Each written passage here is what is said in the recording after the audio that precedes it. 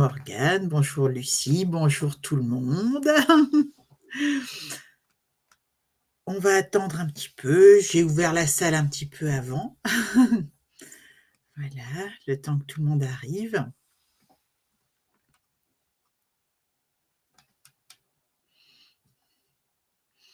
J'espère que vous avez pris le temps de déjeuner. Vous pouvez voir normalement mon écran, enfin l'écran est en haut de l'écran, vous avez un bouton pour prendre rendez-vous durant le webinaire ou enfin pas prendre rendez-vous avec moi durant le webinaire, mais si vous cliquez, vous arrivez directement sur mon agenda Calendly et vous pouvez prendre rendez-vous après le webinaire avec moi, donc pour un rendez-vous conseil d'une demi-heure que nous vous offrons. Donc, je vous invite et je vous inviterai durant le webinaire à prendre rendez-vous via ce bouton normalement qui apparaît.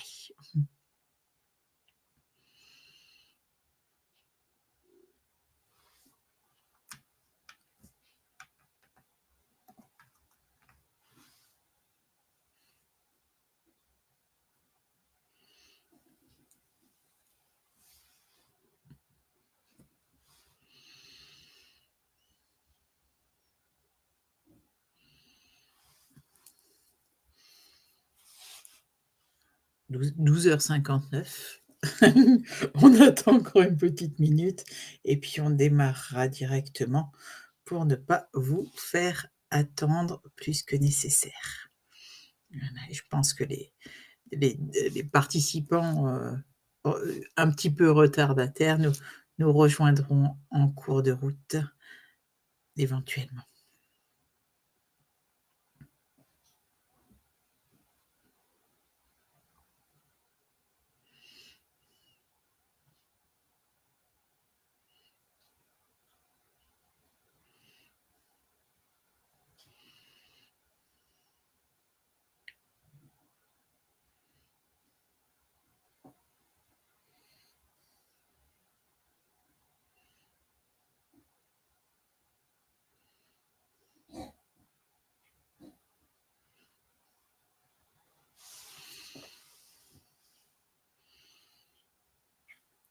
Bien, nous allons démarrer. Ouais, une petite minute quand même.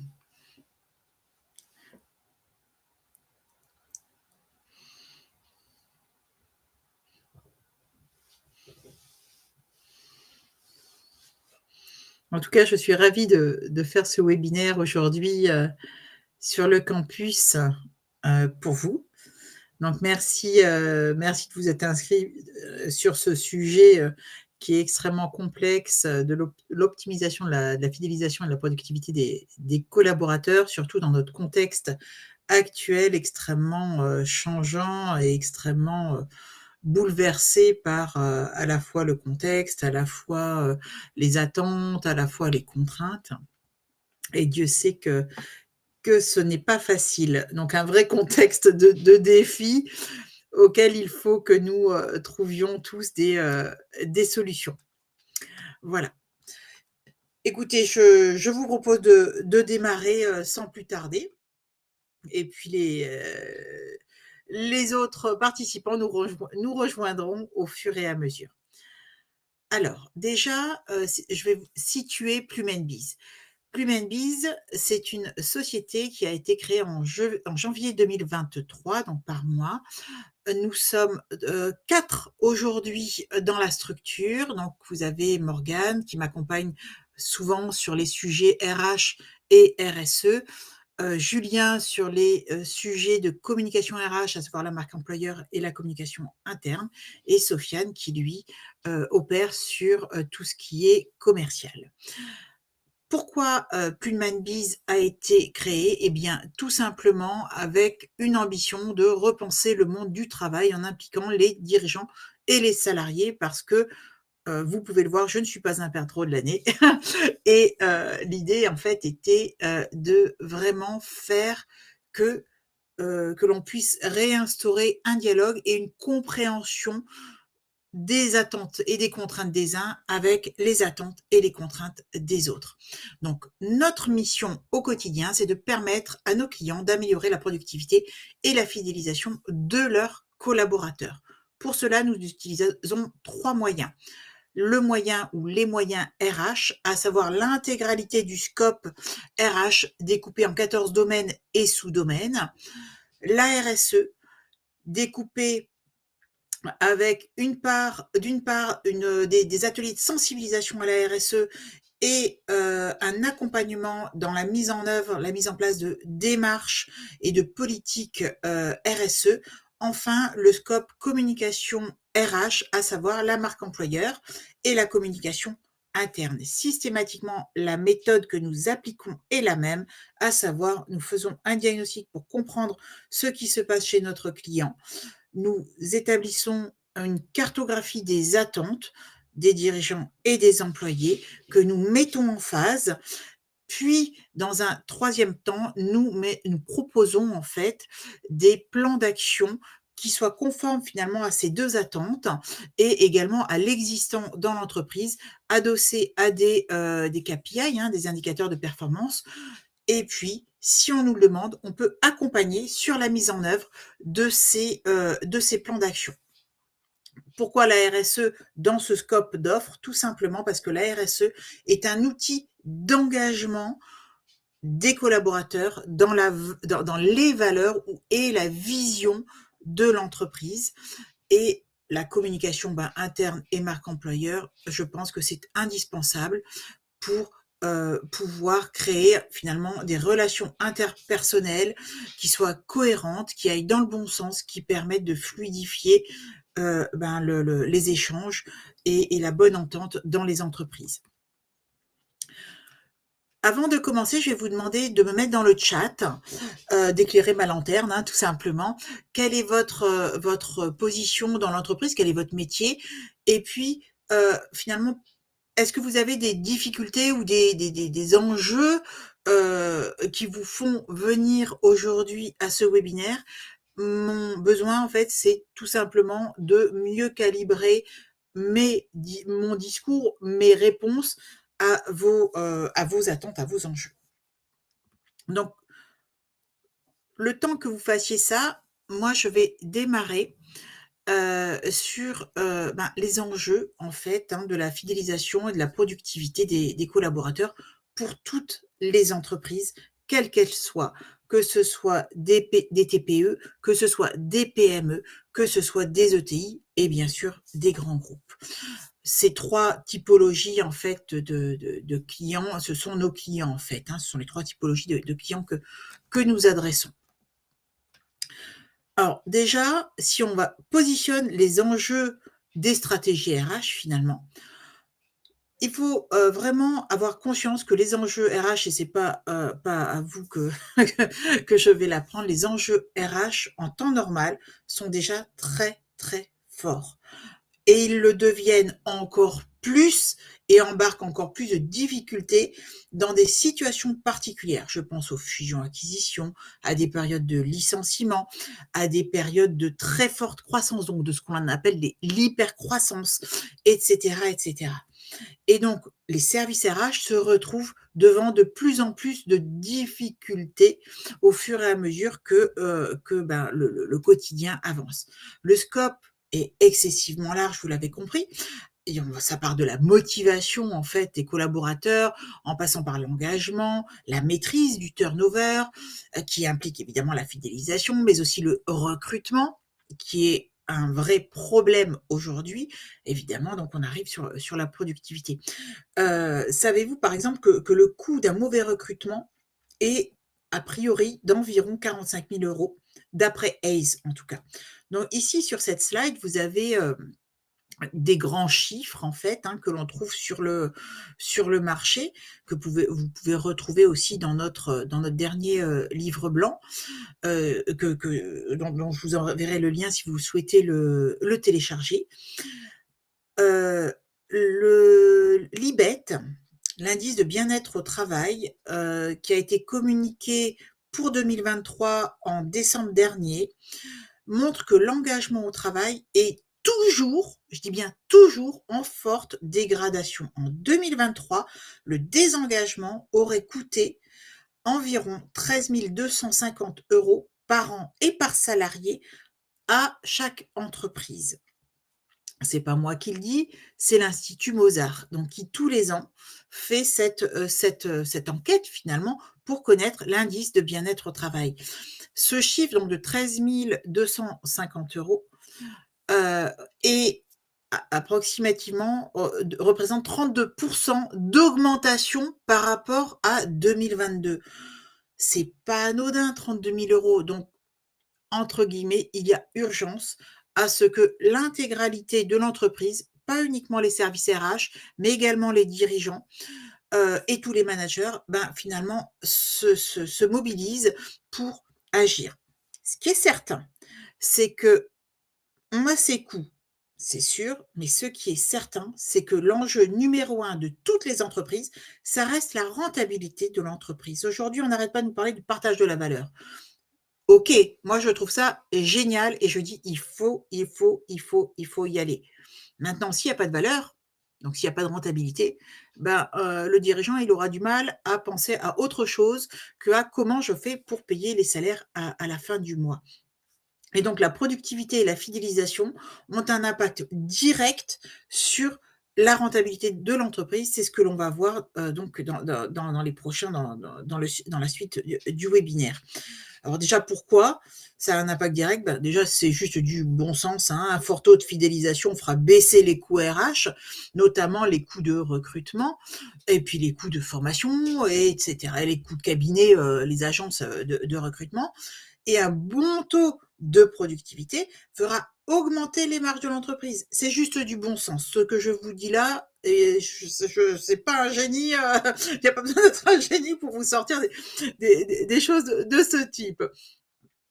Et donc, pour aller plus loin, l'équation gagnante au final, c'est la satisfaction des employés, plus un bon taux de productivité, plus un fort taux de fidélisation, et ben ça donnera une meilleure performance de l'entreprise. Quand je dis une entreprise, ça peut être une agence publique ou de toute entreprise, de toute façon, dans toute organisation. Cerise sur le gâteau, si le taux de performance est augmenté parce qu'il y a une meilleure fidélisation, un bon taux de productivité, une satisfaction majorée, cerise sur le gâteau, bah, vos clients hériteront finalement de ces choses positives et auront une bonne image de votre entreprise, donc seront eux-mêmes plus enclins à être fidèles à votre organisation. J'en arrive maintenant à l'importance de l'offre RH. Que faut-il mettre en place du coup pour fidéliser ces pépites ou ces talents? Eh bien, une offre RH évidemment à la hauteur de leurs attentes. Qu'est-ce qu'une bonne offre RH? Eh bien, c'est déjà comprendre les attentes des employés. Alors, il y a plein de façons de comprendre les attentes des employés. On peut faire des enquêtes, on peut faire remonter les informations via les représentants du personnel, via des discussions, via les entretiens annuels, etc., etc. Il faut mettre également une stratégie RH cohérente et robuste par rapport à votre entreprise et aux ambitions, aux enjeux de votre entreprise. Il faut être attentif évidemment à la qualité de vie au travail, mettre en place une communication interne efficace et récurrente, s'appuyer sur une marque employeur forte parce que finalement, c'est elle, cette marque employeur forte, qui va faire en sorte que ça va entraîner vos employés vers plus j'allais dire, vos employés vont endosser leur costume d'ambassadeur de votre marque. Donc, vous allez rentrer dans ce qu'on appelle des programmes d'employee advocacy. Et également, cela va faciliter, je vous donnerai quelques exemples tout à l'heure, cela va faciliter vos recrutements. Après, il ne faut évidemment pas le faire n'importe comment. Mais attention, pour chaque secteur, les packages RH, pour qu'ils soient pertinents, sont différents. Si je prends le cas avant l'été, là, du secteur du tourisme et des villages de vacances, ils avaient un vrai problème parce qu'en fait, ils ne trouvaient pas de travailleurs saisonniers. Qu'est-ce qu'ils ont fait?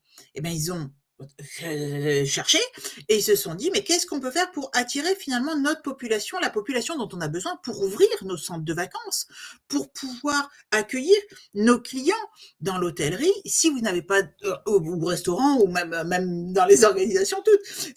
En tout cas, dans ce secteur-là, qu'est-ce qui s'est passé? Donc, ils se sont mis à créer des packages adaptés à ce que eux pouvaient offrir.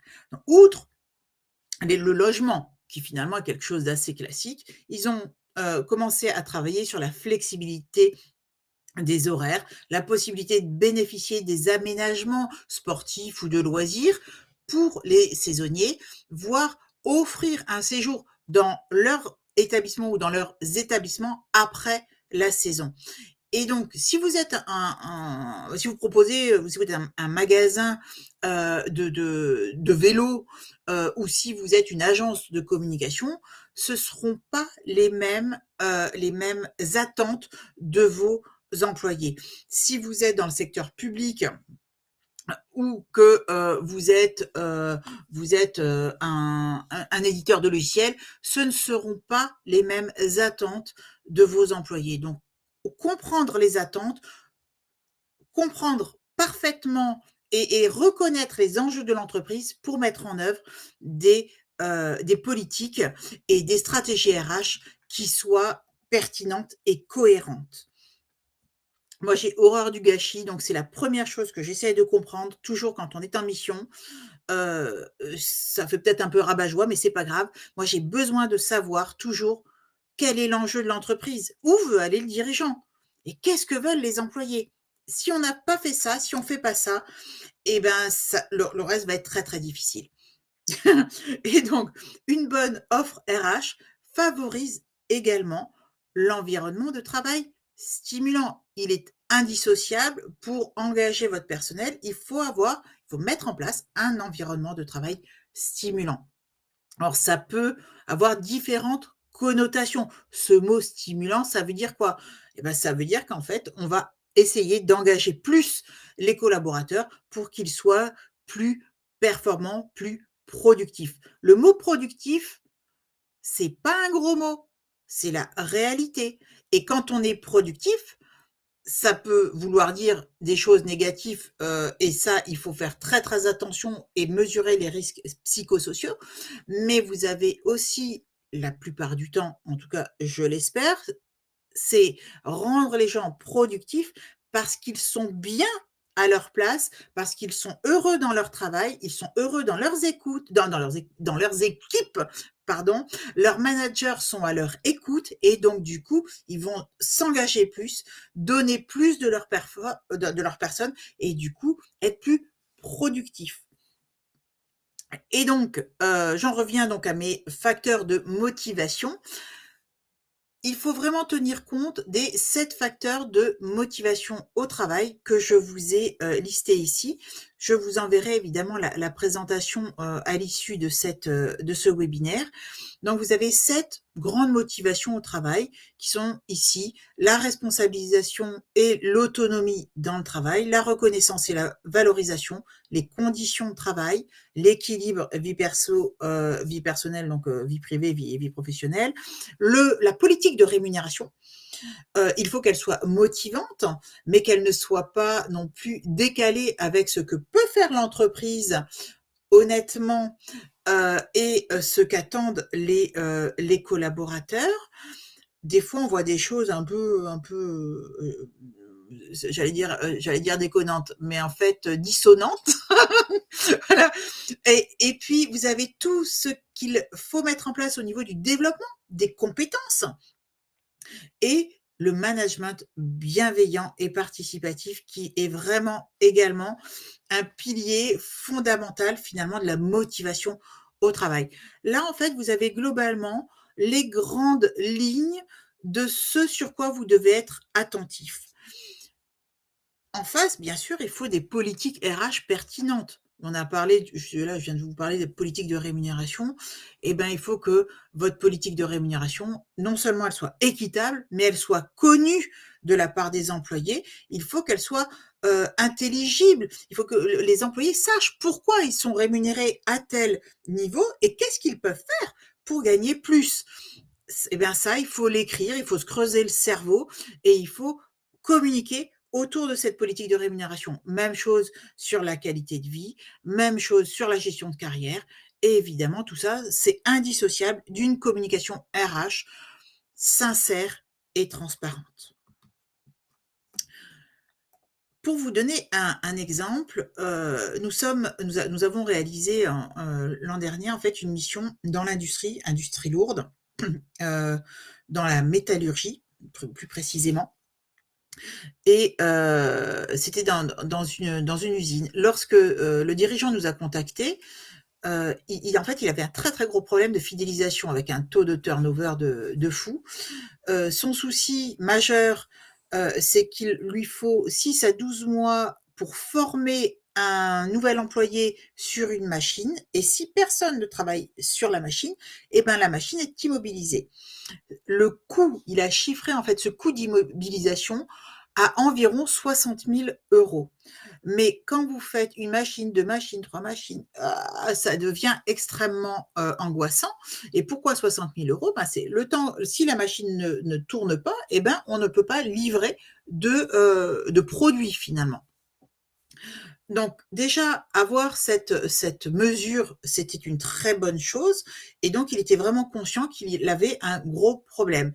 Problème de turnover, donc de départ, difficulté de recrutement parce que dans ce métier-là, il n'y a pas d'école, donc on peut pas trouver des jeunes à former ou avec lesquels on peut avancer sur la formation. C'est vraiment des gens qui sont plutôt en reconversion ou qui veulent changer de secteur d'activité. Donc encore plus compliqué. Il avait aussi un problème, avec la rémunération parce qu'en fait, cette usine est proche de la Belgique et en Belgique, les salaires sont bien supérieurs. Par contre, vous pouvez vous faire sortir du jour au lendemain, mais les employés, ce qu'ils voyaient, c'est surtout la rémunération, au-dessus et l'ambiance et la productivité qui étaient totalement raplapla, en berne, voire avec du mauvais esprit. Donc nous, on est arrivés avec Morgane, hein, l'une de mes associées, sur ce décor-là, dans ce paysage. Et en fait, on a mis en place un diagnostic pour comprendre en fait ce qui se passait. On a cartographié les attentes des salariés, des ouvriers, des managers. On a vraiment travaillé collectivement sur tous ces aspects pour aboutir à un plan d'action assorti de KPI. Eh bien, en 3 mois, des actions concrètes ont été mises en place, notamment un benchmark des salaires, une cartographie des compétences, des bilans sociaux annuels, individuels et annuels, qui ont permis de revaloriser finalement la rémunération globale des salariés. Et puis, on a mis en place des réunions de cohésion, de communication. On a mis en place une vidéo marque employeur avec les témoignages des employés. Donc, tout a été fait en fait pour redynamiser intelligemment ce capital humain. Au final, bah, le dirigeant, il a retrouvé le sourire et il se sent soutenu par ses équipes. Et par ailleurs, bah, les ouvriers, ils ont repris confiance dans la direction et ils comprennent leur rôle et leur importance dans la chaîne de valeur de l'entreprise parce qu'ils comprenaient pas. Ils comprenaient pas. Et ouais, ok, il veut qu'on produise plus parce qu'il veut facturer. Non, mais il n'y a pas que ça. Donc, vraiment, il est hyper important de nourrir les 7 clés de motivation que je vous ai décrits précédemment. Les leviers de l'engagement. Bon, évidemment, vous l'avez, enfin ça aussi c'est c'est de l'ordre du bon sens. C'est beaucoup plus facile d'engager des salariés si dès le recrutement, on a pris soin de recruter les bonnes personnes. Les bonnes personnes, ça veut pas dire des personnes, qui soient, plus malines, plus ceci, plus cela. Non, les bonnes personnes, ça va être les personnes qui correspondent aux valeurs de l'entreprise, à ce que l'on attend d'eux. Je vois trop souvent des candidats que l'on recrute par dépit parce qu'on n'a pas les bons candidats ou parce qu'on n'a pas de candidats. On va se jeter sur, pas le premier venu, mais presque, ou alors on va leur faire passer, 6, 8, j'ai vu 12 entretiens. Non, mais c'est l'enfer, quoi. Si au bout de 3 entretiens, vous savez pas, si c'est la bonne personne ou pas la bonne personne, c'est qu'il y a un truc, en fait, dans le processus de recrutement qui tourne pas. Donc déjà, il faut être conscient que l'étape de recrutement représente les prémices pour derrière avoir les bonnes clés pour fidéliser, engager, rendre productif, etc., sur le long terme, moyen, long terme. Donc, il faut savoir que les avantages d'un fort taux d'engagement, hein, l'engagement, c'est pas quand le candidat arrive dans l'entreprise. Déjà, il faut qu'il soit engagé dans votre entreprise avant qu'il n'intègre l'entreprise, avant ce que l'on appelle l'onboarding, le circuit d'onboarding, hein. Et quand vous travaillez sur vos circuits d'onboarding, je sais que parmi vous, dans les questions qu'on avait posées lorsque vous êtes inscrit, il y a quelqu'un qui travaille justement sur cette réflexion sur l'onboarding. Quand on travaille sur des processus d'onboarding, il faut penser qu'est-ce qu'on fait avant, au moment où voilà la personne a été candidate, déjà ça, au moment où le candidat candidate postule, et ben là on est déjà dans l'onboarding.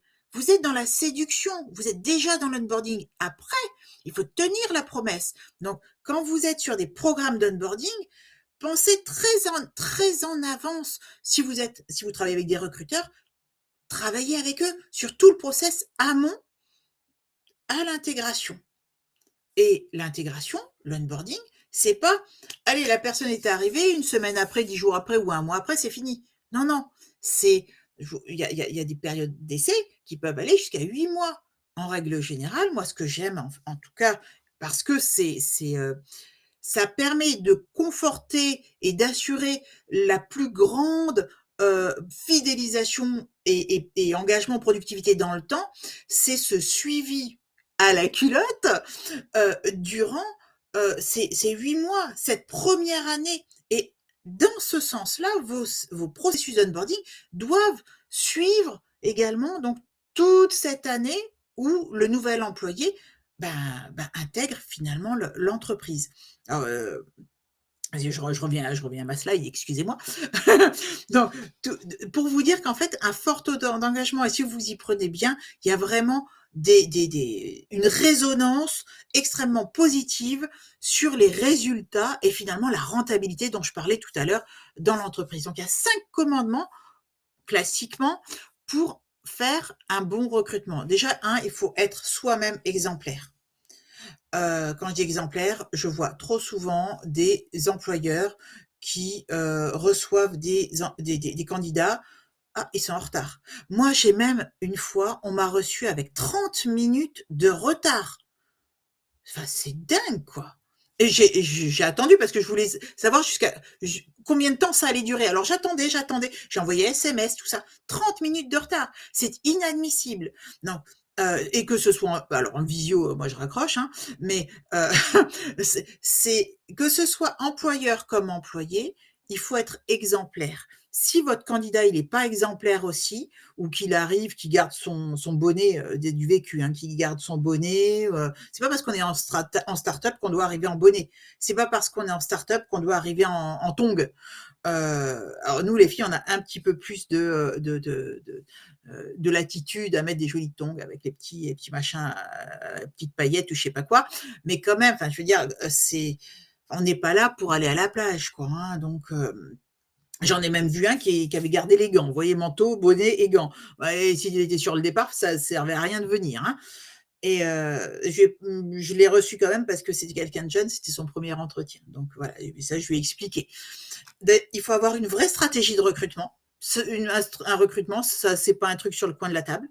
Il faut savoir communiquer, il faut savoir mener des entretiens, il faut former vos managers, et il faut vous former, vous, en tant que recruteur ou RH, à mener des entretiens, et il faut savoir intégrer. Et là, on en revient au sujet de l'onboarding.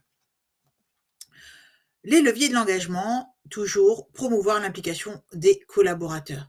Eh bien, oui, il faut impérativement encourager la participation et la prise de décision, la participation à la prise de décision de la part des collaborateurs. Ça fera pour résultante qu'ils auront, eux, vraiment ce sentiment d'être partie prenante réellement de l'entreprise, finalement, de l'organisation.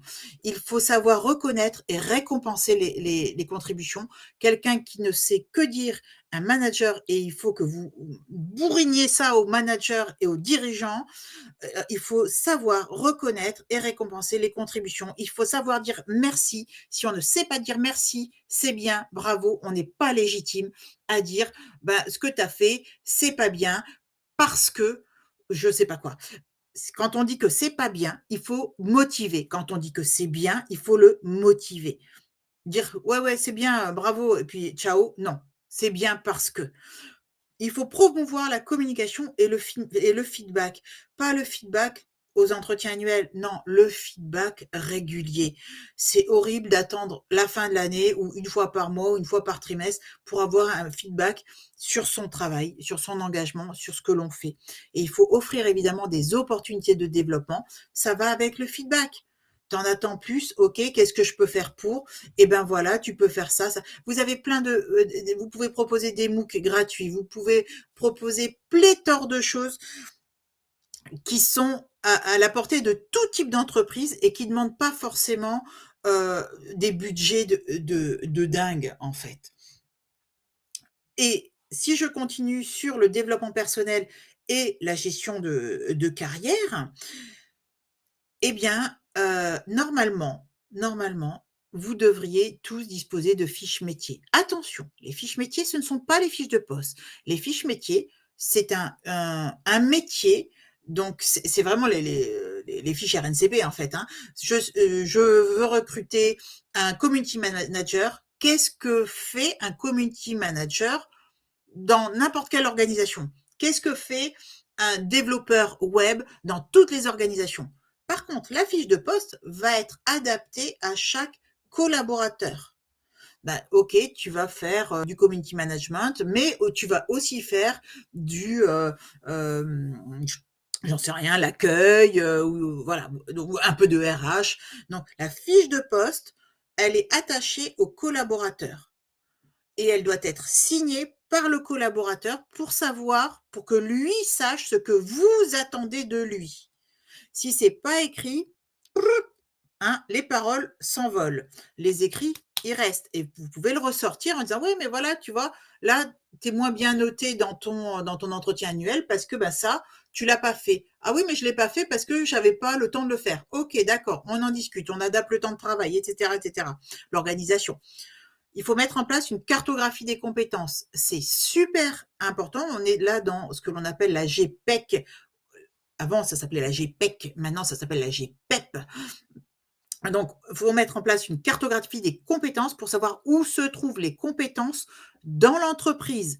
Si demain, vous avez besoin d'un rédacteur de contenu, eh bien, si ce rédacteur de contenu, il n'est pas à la com, mais peut-être qu'il est à l'administratif, je dis n'importe quoi, hein, eh bien, c'est toujours intéressant de savoir où vous avez les compétences. Et plus vous descendez dans des compétences techniques, que ce soit dans l'usine, celui qui sait utiliser telle machine, ou si c'est dans des développeurs, les technologies de développement, eh bien, il est toujours intéressant pour vous de savoir où se trouvent les compétences pour pouvoir proposer des plans de formation adaptés aux enjeux et à l'ambition et à la stratégie de l'entreprise.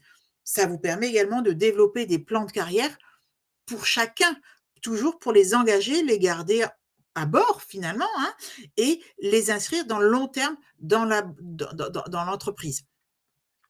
Il faut réaliser donc des entretiens régulièrement, au-delà des entretiens annuels ou qui ne sont pas obligatoires et des entretiens obligatoires comme les entretiens professionnels par exemple.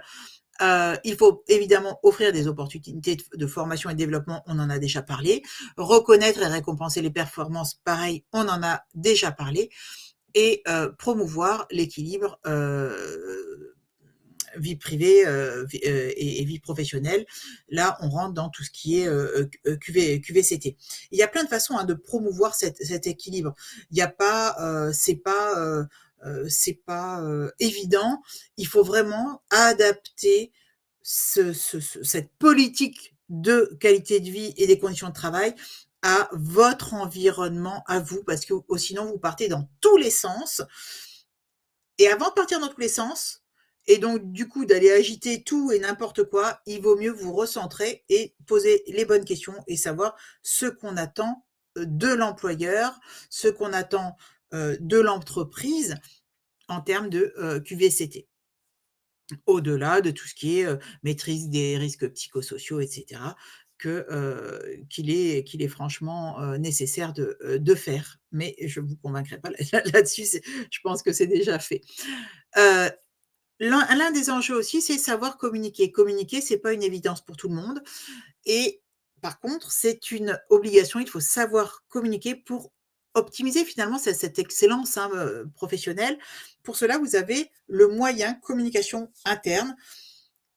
Encore faut-il être transparent et sincère dans sa communication interne. Si c'est pour cacher des informations, ne pas répondre aux questions qui pourraient être dérangeantes. Il n'y a pas de questions dérangeantes. Il n'y a pas de questions dérangeantes à partir du moment où on est à l'aise dans son discours. Pour être à l'aise dans son discours, c'est mieux, si on n'est pas à l'aise, d'être formé ou coaché pour être à l'aise à un moment donné. Il faut encourager et mettre en place des outils de communication bidirectionnelle. La tête, donc la direction ne communique pas uniquement vers le bas, donc en descendant, ni vers les managers, ni vers uniquement les délégués du personnel. Il faut que ce soit poreux et que cette communication se fasse de la manière la plus naturelle possible et pas forcément uniquement à travers les enquêtes. Mais déjà, les enquêtes, c'est une très bonne chose si elles sont bien faites et surtout bien exploitées. Il faut utiliser différents canaux de communication parce que tout le monde n'aura pas la même appétence aux mêmes canaux de communication. Il faut impliquer les employés dans cette communication interne, améliorer l'expérience des collaborateurs. L'un ira avec l'autre. Ça redonnera et ça donne du sens finalement au travail de chacun. Ça implique, on réimplique les employés. Ça permet de fédérer les équipes. Même chose, on implique. Et c'est vraiment complètement poreux. Et il faut utiliser cette communication interne pour reconnaître, in fine, la valeur des collaborateurs. Alors, la marque employeur, là aussi, c'est un sujet absolument crucial pour toutes les entreprises aujourd'hui, parce que la marque employeur, c'est pas la communication externe. La marque employeur, ça va déjà, ça permet de définir votre proposition de valeur en tant qu'entreprise. Ça permet d'identifier concrètement au quotidien les valeurs de l'entreprise. Les valeurs de l'entreprise, c'est pas le dirigeant qui doit les décider, c'est l'ensemble de l'entreprise. Donc, on va considérer les valeurs du dirigeant, mais c'est aussi les valeurs des employés, des agents dans le service public, des salariés dans le privé. Il faut rendre tangible, concret en fait, les avantages et les opportunités offertes par l'entreprise. Et la marque employeur permet finalement, parce qu'on est obligé de se reposer toutes ces questions. Qu'est-ce que je fais? Comment je les exploite? Qu'est-ce que je dis? Je suis à l'aise là-dessus, je suis pas à l'aise là-dessus. Ça permet de faire briller à l'extérieur la culture de l'entreprise. Ça implique les employés parce que à terme, ils vont devenir les ambassadeurs de la marque, de votre marque. Ça va permettre de renforcer la communication externe parce qu'on va également utiliser divers canaux de communication.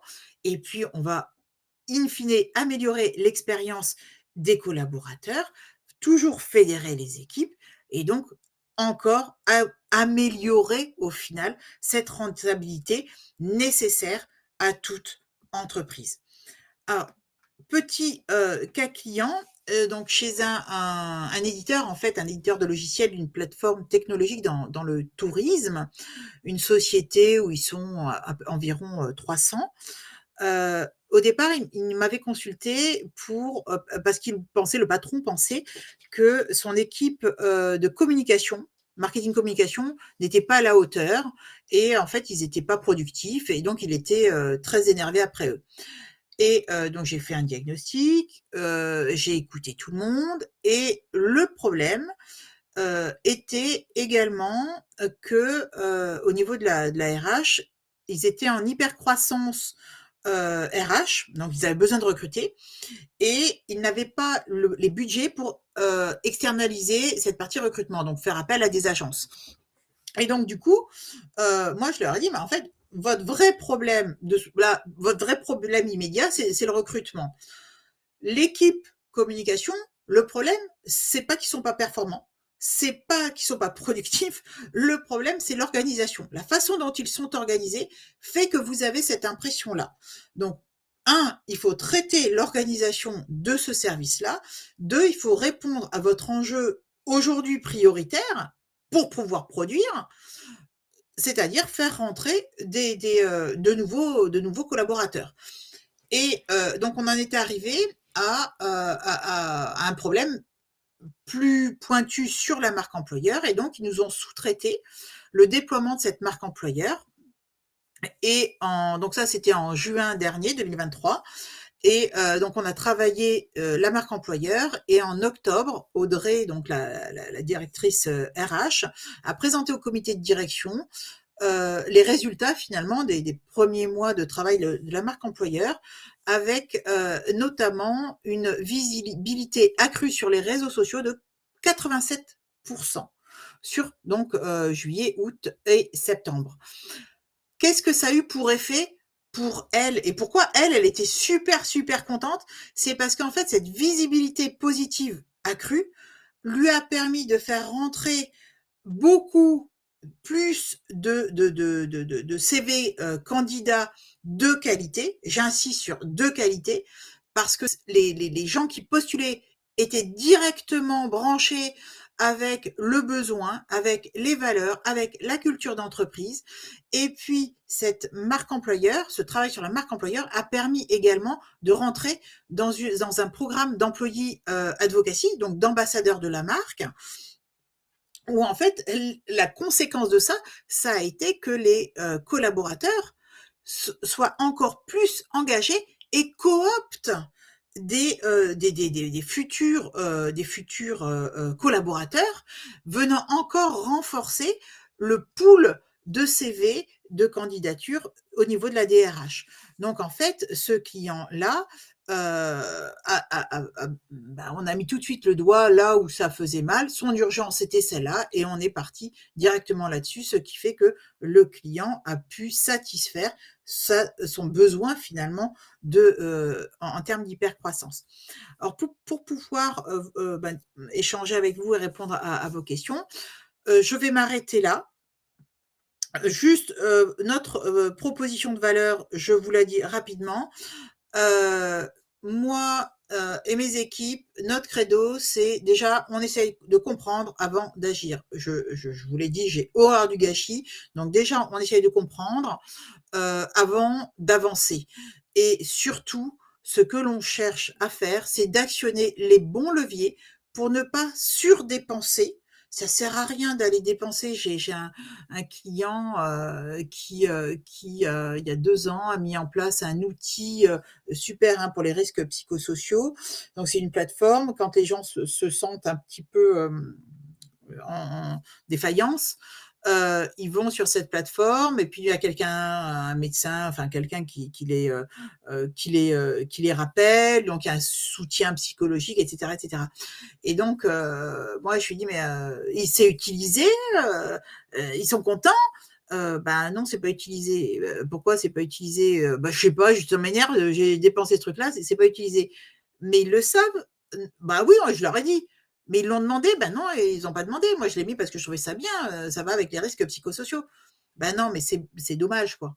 En fait, c'est mettre la charrue avant les bœufs et au final, ben, le client, il a dépensé des sous alors que peut-être il y avait autre chose à faire en priorité et peut-être que, c'est, ce, mmh, ce sentiment qu'ont les employés, d'être, peut-être, maltraités ou d'être peu reconnus, je sais pas quoi, ça nécessitait pas, de mettre en place cette plateforme. Donc vraiment comprendre avant d'agir pour actionner les bons leviers. Donc dans la phase 1, en fait, quand nous agissons, quel que soit le domaine, hein, que ce soit RH, que ce soit pour des problématiques RH, que ce soit pour des RSE ou communication, il y a toujours une phase de diagnostic pour que nous puissions comprendre, ce qui se passe chez vous et puis aussi que vous, vous preniez conscience des bons leviers sur lesquels on pourrait agir ou vous pourriez agir. Ensuite, on fait cette cartographie des attentes finalement des employés pour les mettre en phase avec le diagnostic et avec vos enjeux. Enfin, nous proposons donc un plan d'action qui est fait en intelligence collective. Hein, c'est pas fait nous tout seuls dans notre coin. Ce serait juste absurde. Et donc, le plan d'action est proposé. Tout ça, à chaque étape, c'est partagé, présenté, discuté, revu. Donc, c'est vraiment en itération. Et puis enfin, on en arrive à la phase de déploiement. Et cette phase de déploiement, finalement, c'est soit vous la faites en interne parce que vous avez les moyens, soit vous nous sous-traitez une partie ou vous sous-traitez à d'autres partenaires, prestataires, fournisseurs, ben, les parties que vous souhaitez externaliser. Voilà. Ça, c'est pour vous dire assez rapidement la méthode. Ensuite, ce que je peux vous dire, c'est que nous, on intervient sur des domaines vraiment grand écart. Là, par exemple, ce matin, on a démarré une mission sur la refonte d'un document unique d'évaluation des risques. Euh, Avec pour objectif de mettre à jour donc ce document qui est un document réglementaire, hein, c'est une obligation, c'est annuel, cette révision, mais c'est surtout l'enjeu, c'est de le rendre lisible et intelligible par tout type de population qui pourrait le consulter. Aujourd'hui, c'est un document qui fait à peu près 300 pages, donc qui est juste indigeste à vomir. Et donc, l'idée, c'est d'accompagner ce client pour, un, mettre à jour, deux, rendre plus lisible ce document réglementaire. On réalise également des enquêtes de risques psychosociaux qui vont jusqu'à la recommandation de plans d'action. On va, ben voilà, je vous ai parlé des 2 autres clients en marque employeur, mais c'est également en communication interne.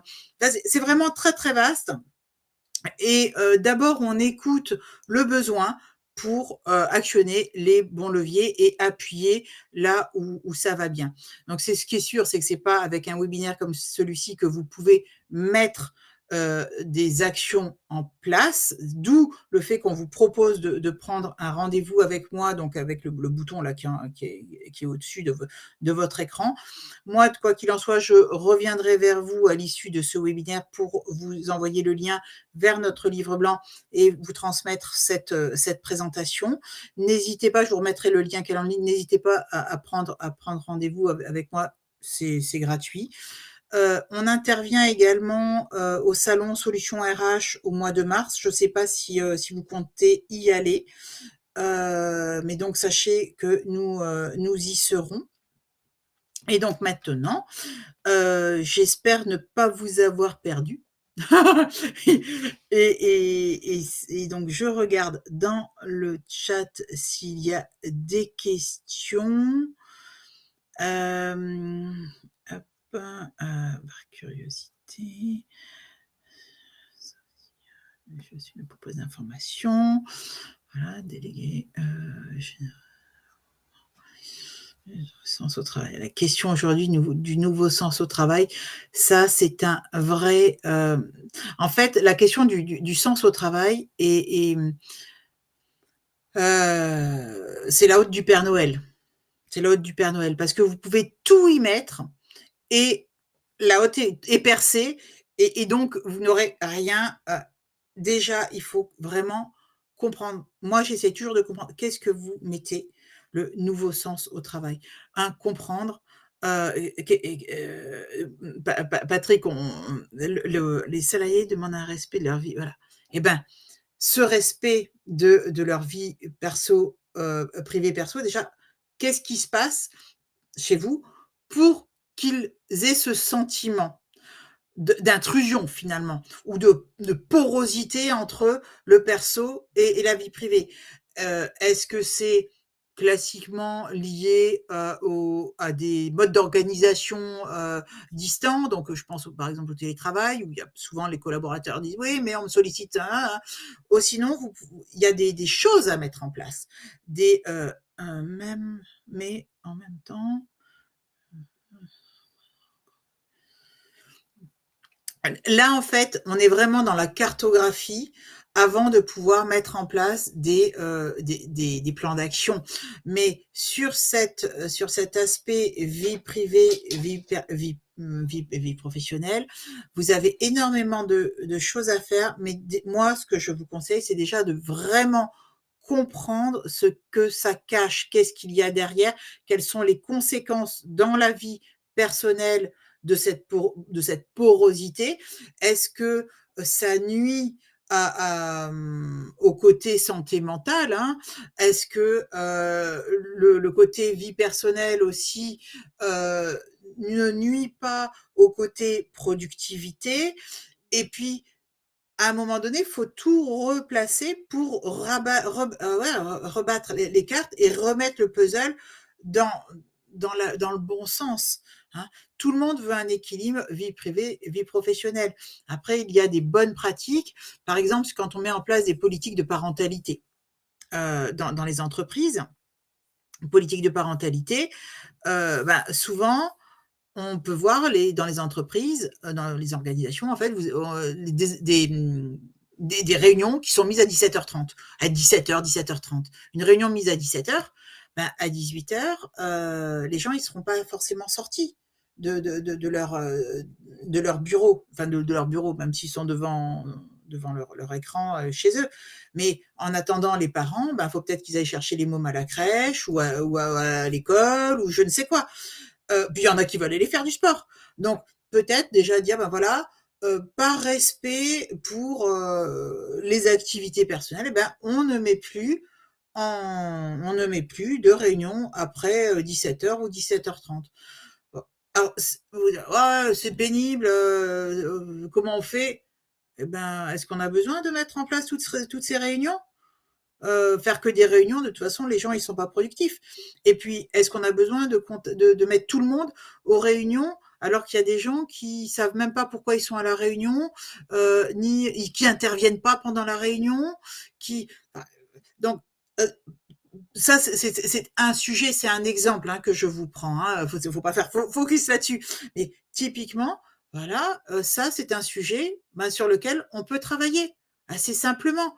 Après, mettre en place s'il y a du télétravail, on essaye d'organiser.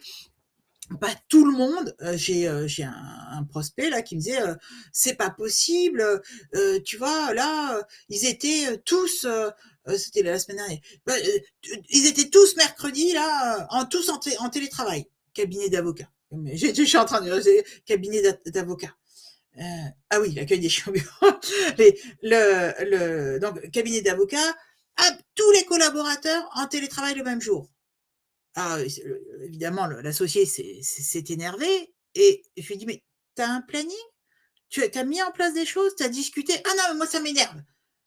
Dans ce cas, tu nommes l'un des autres collaborateurs pour organiser ça, puis ils discutent entre eux, et puis ils s'arrangent. Mais explique pourquoi tu le fais et pourquoi tu ne t'impliques pas. Donc là, c'est un exemple. L'accueil, l'accueil des chiens au bureau. Moi, j'ai un toutou, j'ai un Westie qui est là, qui m'attend pour sortir. Mais j'ai des clients qui l'acceptent, voire j'ai des clients qui me grondent quand je l'amène pas. Après, j'ai des clients, je sais, dans l'administration publique, par exemple, on peut pas emmener le toutou. Donc, j'ai même pas dit, est-ce que je peux venir avec mon toutou? Non, ça c'est pas. Mais après, l'accueil des chiens au bureau, c'est une possibilité, c'est pas du tout une obligation. Et puis s'il y en a qui veulent pas, donc alors si vous avez des représentants du personnel, vous pouvez en discuter, vous pouvez faire des enquêtes, vous pouvez faire la majorité. S'il y en a qui veulent pas, eh ben, les jours où il y a les toutous ou, eh ben, peut-être qu'ils peuvent être en télétravail. C'est vraiment une question d'organisation et de bon sens. Il faut vraiment réagir avec votre bon sens et le sens commun. Il faut en effet que ce soit complètement encadré, donc il faut que ce soit écrit. Il faut que ce soit écrit. Pourquoi on a le droit d'amener les chiens le jeudi? Bah parce que le mercredi, c'est les chats. Et puis j'en sais rien moi, les perroquets, c'est le mardi. Il faut que ce soit écrit. Il faut qu'il y ait une logique. Il faut que ce soit pensé. Il faut que ce soit satisfaisant pour tout le monde. Dans l'accueil des animaux, attention, il y a des gens qui sont allergiques, il y a des gens qui font de l'asthme, il y a des gens qui ont peur. Donc, faut pas imposer. Il faut travailler en intelligence collective. C'est souvent plus facile à faire par un externe parce que les gens vont plus facilement s'ouvrir. Mais si dans votre entreprise, il y a une bonne communication transparente, bienveillante, j'aime pas le mot bienveillant parce qu'on y met tout et n'importe quoi, mais avec le vrai sens du mot bienveillant, eh ben, vous discutez. Et puis voilà, qu'est-ce qui arrange pas, le mieux accord avec oui, bien sûr, les organisations syndicales, ça c'est quand on est dans une autre dimension d'entreprise, on doit en effet échanger et donc avec les représentants du personnel, les organisations syndicales et, et à ce moment-là, faut aussi leur accord ou en tout cas les consulter ou les informer. Mais c'est pas les représentants du personnel, parfois ils représentent pas l'intégralité de votre personnel. Hein, il y a peut-être des gens qui aiment pas vos délégués du personnel. Donc voilà. Oui, bien sûr. Après ça peut être des avenants au règlement intérieur. Moi, je suis pas pour tout mettre dans le règlement intérieur parce que le règlement intérieur, il doit fixer les bases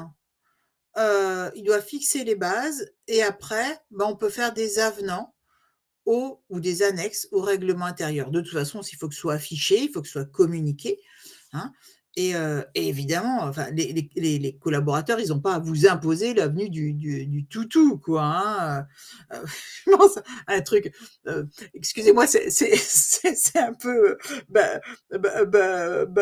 volé, mais j'ai une voisine qui a vous savez, ces énormes, pas, pas des boxeurs, mais enfin, si, genre boxeur, donc les gros, on dirait un chien de cartoon en fait.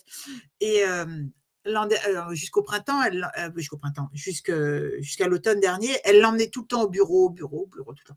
Et puis un jour, je la vois avec son chien. Je dis, il va plus au bureau le chien. Il s'appelle Naïko. Je dis, il va plus au bureau Naïko. Et puis elle me dit, non, non, mes collègues ils veulent plus. Je dis, mais pourquoi ils veulent plus? Parce que le chien, en fait, il avait des gaz. Et donc, du coup, les autres collaborateurs, ils disent, ah non, non, ton chien, c'est pas possible, c'est l'enfer. Mais quand on accueille des animaux, il faut penser à tout ça. Ça boit, ça mange, faut les sortir, etc., etc. C'est une contrainte. Donc, on en discute tous ensemble et on trouve des compromis pour satisfaire tout le monde. Et si on ne peut pas accueillir les animaux au bureau, eh ben, c'est non. C'est non. Et c'est comme ça. Voilà. 6 salariés opposés, le propriétaire du jeu vient quand? Ce dernier est un par exemple! Exactement. Par exemple, voilà, ça peut être, voilà, il est, le proprié si l'entreprise accepte les chiens et que le bâtiment, on a le droit d'amener les chiens et cetera et que côté sanitaire, ça pose pas de problème, eh ben, le toutou, il a le droit de venir quand le salarié qui veut pas parce qu'il aime pas, il a peur ou je sais pas quoi, eh ben, le chien, il vient quand ce salarié est en télétravail, en RTT, en formation ou en vacances ou là où il veut. Voilà. Mais c'est vraiment une histoire de compromis et de logique et de discussion, de bienveillance en fait. On est des humains, on est des êtres qui normalement communiquent. Essayons de communiquer de manière simple, sincère, transparente, franche, sans s'énerver, sans agressivité, voilà. Et en règle générale, tout se passe bien à partir du moment où il y a un petit peu d'intelligence et de bienveillance, derrière tout ça. Est-ce que vous avez d'autres questions? Hop, exemple QVT, activité sportive. Voilà, donc activité sur le temps de travail intégré dans le plan de formation. Pourquoi pas? OK. En fait, vraiment pour fidéliser et la clé pour fidéliser, et engager plus, donc accélérer sur la productivité, enfin donc faire en sorte on est vraiment sur des données d'engagement, mais ces données d'engagement, vraiment, il faut être conscient que ces données pour engager un collaborateur, il faut démarrer très, très tôt dans le cycle de vie du collaborateur dans l'entreprise. Voilà. Hein, donc ce sont des dispositions bien sûr, tout le que ce c'est, enfin, dans les dispositifs d'attractivité, enfin, c'est extrêmement large. Encore faut-il que ces dispositifs d'attractivité soient pertinents dans votre métier, par rapport à vos moyens, heu, par rapport à l'ambition aussi de l'entreprise. Je moi, je vois souvent dans des startups, ils font des marathons, enfin des courses, machin, mais et on va avoir 3 collaborateurs qui vont s'inscrire à la course alors qu'ils sont une centaine ou 200. Voilà, alors le salaire, tout à fait, c'est pas du tout, le salaire n'est pas du tout l'unique, facteur.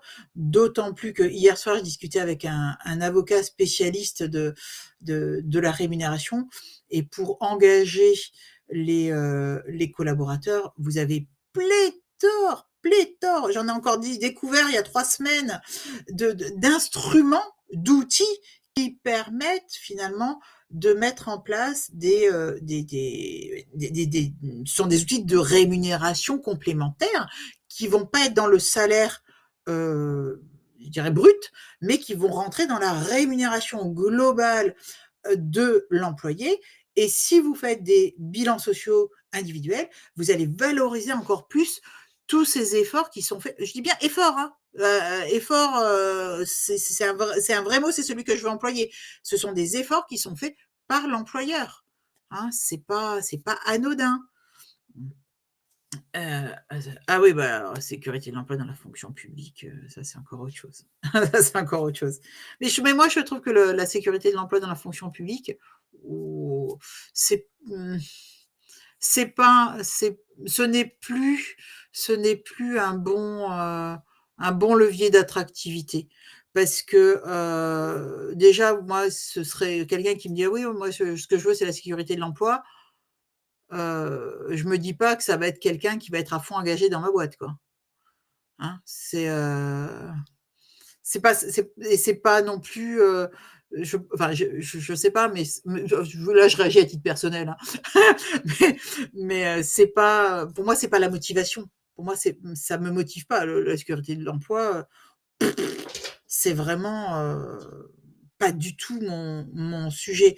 Mon sujet, ça va être l'intérêt de l'emploi, ce que je vais faire, comment je vais pouvoir le faire, ce que je vais pouvoir apporter, voilà, c'est plus dans la réalisation de ma mission que, que la sécurité de l'emploi, Écoutez, merci beaucoup. Je sais pas, parce que je le vois pas là en live, si vous avez pris des rendez-vous. N'hésitez pas à cliquer. Je vous renvoie si vous vous êtes inscrit, mais a priori oui, sinon je pense que vous n'auriez pas forcément eu le lien. Je regarderai de toute façon évidemment la liste des personnes qui sont, avec nous aujourd'hui et je vous enverrai le PDF donc de la présentation, le lien vers notre livre blanc, à nouveau le lien vers vers mon agenda pour prendre un rendez-vous. Et si vous le souhaitez, n'hésitez pas, je suis à votre disposition. Je vous dis à très bientôt. Merci encore. Au revoir.